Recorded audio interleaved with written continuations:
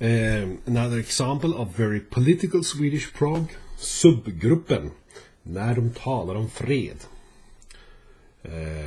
Well, when they speak about war, this is political anti-war material of the newly formed SUB-label, with a group called SUB-gruppen, the SUB-group. And who plays in the SUB-group? It doesn't say really. No, never mind. Yeah, I talked about this group before, Södra Bergens Balalaikor, folk music group, mainly balalaika and domra players, and they still exist, playing together. So great Russian folk music with a Swedish group. This is their first album from 1971, I think, on the MNW label.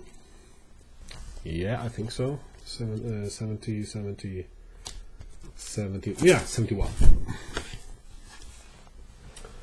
And their second album is called 1973, so I guess that's from 1973. It's also on the MNW label. This is... Well, somebody has been writing here, but alas, it's not an autograph. It's a dedication to the person who got this album. And we got Karl Marx and we got Lenin on the cover, so no comment. And their third album from 1979, Skiva.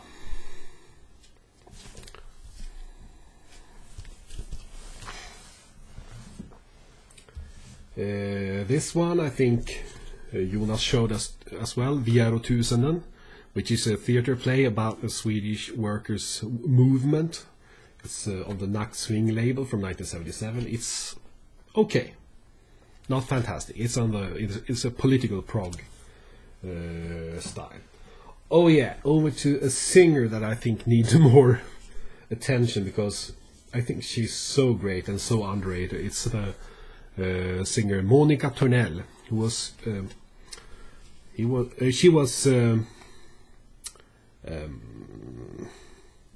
she comes from southern Norrland, Söderhamn, and she was discovered by the singer-songwriter Cornelis Vreeswijk, and this is a great cooperation together with, among others, Björn Jison Lind. This is her first album. I think she was 15 or 16 when this was recorded for Philips Indica, and Janne Schaffer also plays on this one,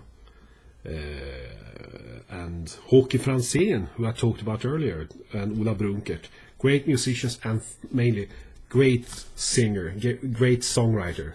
It's incredible that she's this young, because she shouldn't be this good being this young. This is the second album, Alrik, from 1973, and I think this is even better. This is even better than the first one. It's also on Philips. Her third album was an English language album called I Don't Give a Damn or something like that. I haven't got that one, but I'm looking for it. This is an album from the 80s, from 1984. What's it called? Mika, on the Air label. Here we have her cover of the Ted Ström's song Vintersaga, which would become a real hit, her biggest hit. Biggest hit was a song that she hadn't composed. That's quite strange. Many people think she composed it because she's the one who's most famous for it. Okay, time for this Norwegian group that I talked about earlier, Vömmöl Spellmanslag, Vömmöl. This was a great hit in Norway in 1974, I think. And fun songs, great folk music style, a bit country folk, and in Norwegian. It's on the My label, well, where else? Okay, over to the leader of the Hoola Bandoola Band group that I talked about earlier, Mikael Wiehe, is still very popular today, and he's still regarded as one of the greatest singer-songwriter in Swedish pop music. This is his first solo album, Sjömansvisor, in which he cooperated with a great band called Kabaréorkestern. And we have 2 songs of Bob Dylan here that he has made his own lyrics to. He's very inspired by Bob Dylan. But the biggest hit today, it was such a big hit, it's still his most famous song, is the song about Titanic, and you can see on the cover it's a picture of the Titanic, and it's rightly so that became a big hit, because it's a great song, great piece of songwriting. So I never grow tired of it. It's so good. Okay, his second album with the Kabaréorkestern is called Elden är lös, and here he keeps a low profile. His name isn't on the sleeve, but he's a member of the group here. So it never had any hit, this album, but Kabaréorkestern was a great band, and this is definitely worth having. The first album was issued on M&W, but this is on the Skåne-based record company Amalthea. And Mikael Wiehe, I think, has been faithful to that record company Amalthea since then. In the 80s, he's changed style from the folk music base to more 80s contemporary synthesizer style rock and roll sound, and that was, of course, totally right for the time. And if you don't like this style, you may have problems with some of these albums, but the songwriting is still so good, so I think it's okay. Kråksånger, Mikael Wiehe and his new group Nyberg Franco Fjällis, with the late great blues guitar player Fjällström, I think it was called, name was Jan-Erik Fjällström, yeah. This is from 1981 on Amalthea, and big hit was Flickan och Kråkan, but many other good songs on this one. Okay, but next record he decided to, alright, I really like Bob Dylan, so let's make a whole album with Bob Dylan interpretations, and he did that, and very good result. De Ensligas Allé from 1982, also on the Amalthea label. Next album, I think, is one of his best ones, mainly because of 2 songs, the title and a song called Fågel Phoenix. The title song is called Lindansaren, and here the group has changed. He started a new group called Mikael Wiehe and Company, or Company. Lindansaren was also a bit of a hit for him, rightly so, another super good song. Then he went out on tour with this group all over Sweden and cooperated with many different choirs all over the world, and he made this double album called Mikael Wiehe i Sverige, Mikael Wiehe in Sweden, where we both hear some of his previously recorded songs, but live, but also material from his years with Hoola Bandoola Band. His next album would be Hemingway Land from 1985, the same group. And by then it was time to issue a compilation album with his best material up till his best solo material up until then, and it's this one, 1977 to 85. This was the first Mikael Wiehe album I had, because my mother bought it in the 80s when it was new. So this is where it all started, my interest in his music. It's a very good compilation.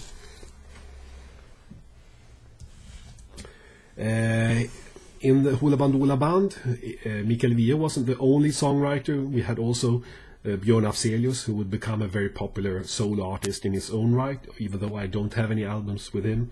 They reunited and made one album together in 1986, Björn Afzelius and Mikael Wiehe, and it became a really great commercial success with well, two of the songs were great hits, Mitt hjärtas fågel and Som en duva. Then he made another soul album, the rather dark but very profound, beautiful album, Basin Street Blues, in 1987 or 88, I think. And the last Mikael Wiehe album that I got on vinyl is Allt är förändrat, which is from 1991. It's also very good. He rarely makes any bad albums.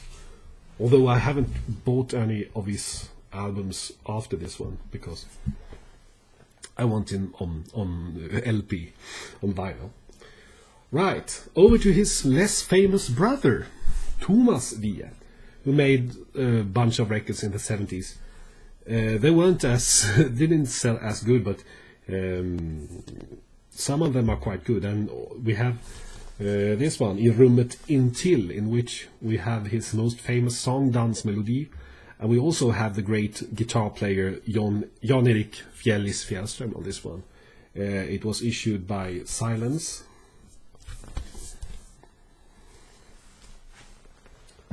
Next album, Mögel, from 1975, also with Jan-Erik Fjällström, and also well, we have great singer-songwriter Tomas Forssell on this one.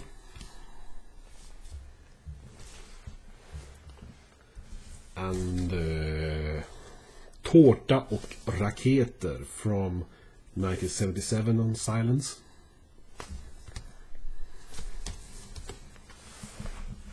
And Två vindar from 1978. Alright, now I'm going to show you, before the last part in which I show you some of the local prog bands from northern Sweden, where I come from. I keep them in their own section. I'm going to show you some different well, compilation albums with Swedish prog. First we have this original music from the Scala Theatre version of Hår or Hair, the American hippie jippy loving musical. And this is the original issue with the Swedish version of Hair. And we have on this album, we have well, the group Mecke Markmen, who would later be reformed as Kebnekaise, and we have Håke Franzén that I talked about earlier. And it's on Sonnet from 1969, I think. Yeah. Then we have a record that was issued when there was supposed to be when there were votings about nuclear power in Sweden, and those who were against it made many interesting shows and manifestations, and one was this concert, Nej till kärnkraft, No to Nuclear Power, from 1979. We have Monica Törnell on this album, we have Dag Vag, we have Monica Dominic from the group Solar Plexus, we have Marie Bergman that I talked about earlier. It's a mixed, it's both M&W and Silence, they put out this together. Then we have a compilation quite early from the label M&W, I ditt liv, sånger från musiknätet Vaxholm. We have the groups like Glenn Södersjöstrand, Narren, SUB-gruppen, Love Explosion, yeah, Arbete och fritid, Ola Bandula, yeah. Then we have another issue from musiknätet Vaxholm, M&W, låtar från Knuff, which was music from a radio show called Knuff, where some of the artists would later get their own record contracts, like Risken Finns. Yeah, mainly Risken Finns from this album, to be quite honest. But also we have the great late singer-songwriter from northern Sweden, Per-Olof Åström, P. Åström, who can be heard on this album. Oh, it wasn't a radio show, it was a TV show called Knuff. Okej, Samlade krafter. We have Mikael Wiehe and the Cabaret Orchestra on this one. And we have Björn Afzelius I talked about earlier. This is an issue on the Avanti label from 1978. And it's supporting the communist youth movement. They had their 75th anniversary when this was issued in 1978. And then we have this double album celebrating MNW's 10 years from 1979. And it gives quite a good idea of the material that could be found on the MNW label in the 1970s. Well, well, obviously this will not just be one video, because it'll be 7 years long with the different prog albums. I have to do some sort of serious, yeah. The last part here, before we're checked all the different prog-ish Swedish albums that I've got, are the ones that come from northern Sweden. I've got them in their own section in my shelves.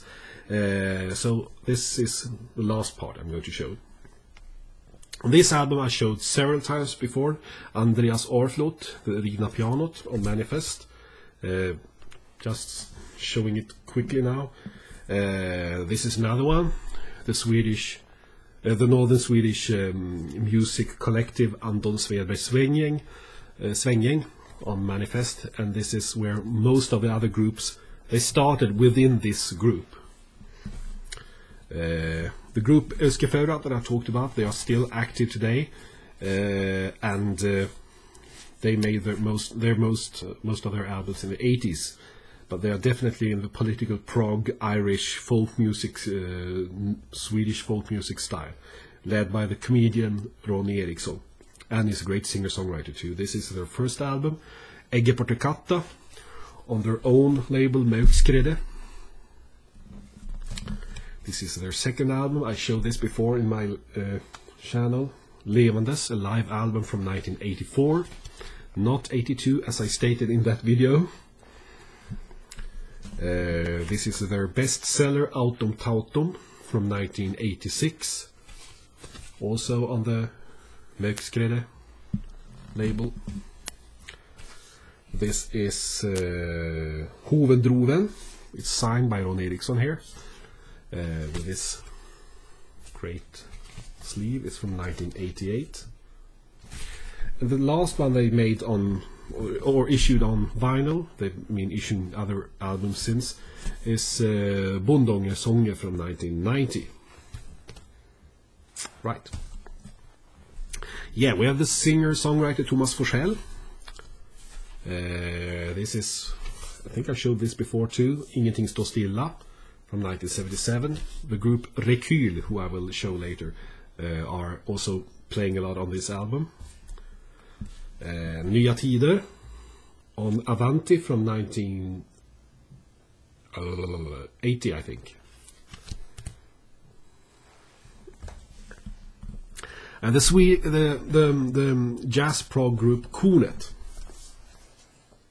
This is the first album.